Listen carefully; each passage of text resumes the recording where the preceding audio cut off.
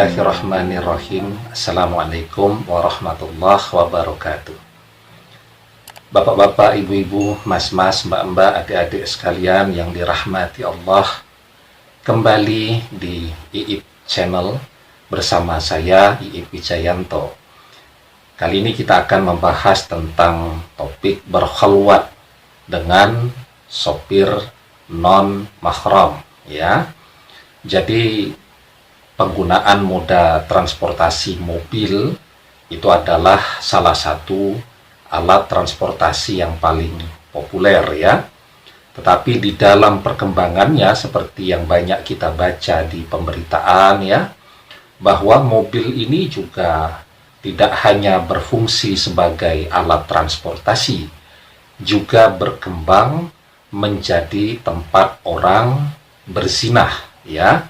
Jadi kita seringlah membaca berita, ya, orang kemudian diketahui oleh warga, diintip oleh warga, dikonangi oleh warga sedang berzinah atau berbuat maksiat di dalam mobil tadi, ya.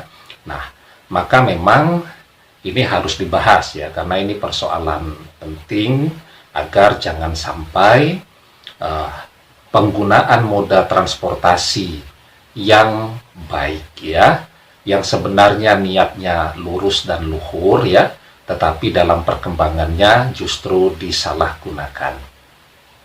Kalau kita lihat di Saudi Arabia, ya, para wanita itu memang dilarang untuk nyetir sendiri. Jadi menggunakan kendaraan sendiri itu adalah hal yang dilarang di Saudi Arabia, ya. Jadi memang keuntungannya apa? Keuntungannya memang jalanan lebih lengang dan lebih sepi, ya, karena yang boleh berkendara hanya laki-laki.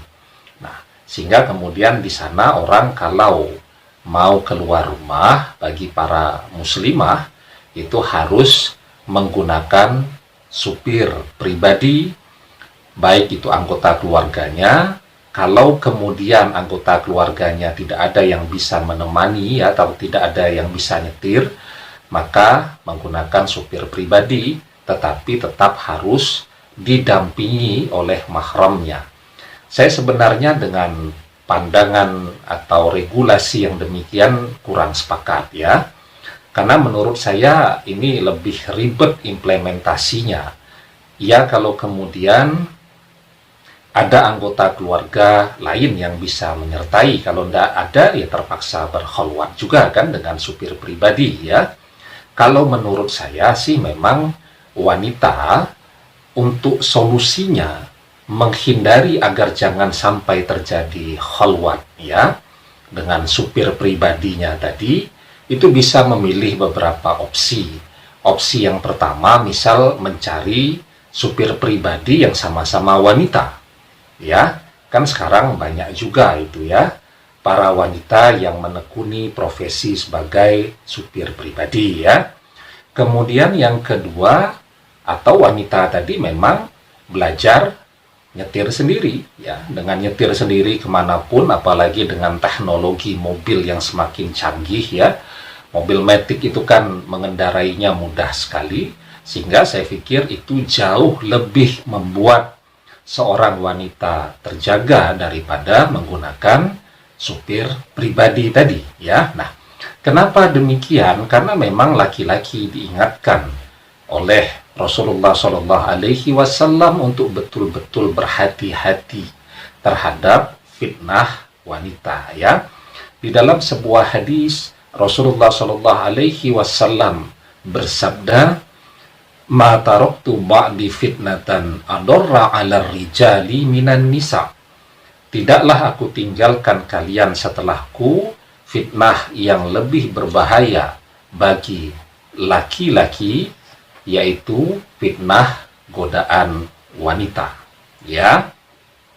Nah, kemudian yang kedua, bahwa ketika seorang laki-laki yang berfungsi sebagai supir, ya, baik ini supir pribadi ataupun alat transportasi umum, ya, yang sifatnya private. Jadi dia hanya melayani penumpang dalam jumlah yang kecil, ya, 1 atau 2 orang, apalagi 1 orang. Maka ketika seorang laki-laki hanya berdua dengan seorang wanita di dalam mobil, itu kan pasti ada setannya di sana ya.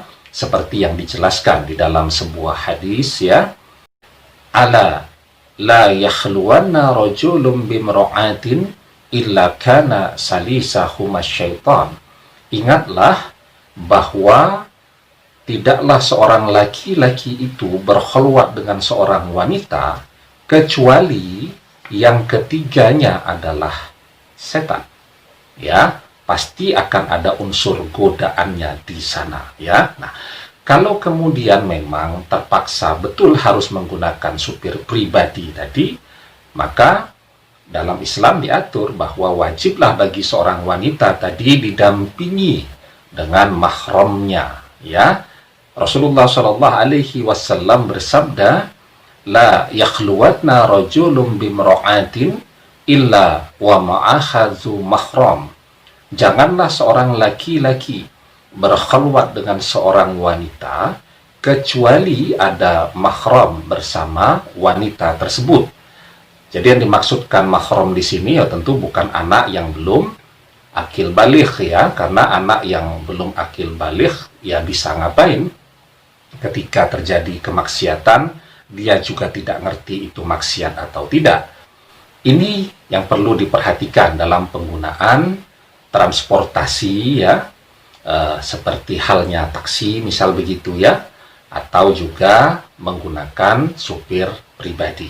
Nah pertanyaannya bagaimana kalau kondisinya kepepet betul ya, misal malam hari tidak ada yang bisa menjemput dari anggota keluarganya dan satu-satunya opsi atau pilihan hanya menggunakan taksi, karena menggunakan moda transportasi umum lain misal sepeda motor begitu yang boncengan, itu tentu peluang berdosanya lebih besar lagi. Maka berlakulah kaidah ad-darurat tubihul mahzurat ya, bahwa dalam kondisi yang terdesak ya tentu semuanya diberikan toleransi atau kebolehan, tetapi jangan terburu-buru membuat atau menyimpulkan bahwa ini kondisi yang terdesak. Selama masih ada solusi lain, maka hindari jangan sampai terjadi khulwat antara laki-laki dan wanita yang bukan mahramnya. Demikian, semoga bermanfaat. Wallahu a'lam bissawab, billahi taufiq wal hidayah. Assalamualaikum warahmatullahi wabarakatuh.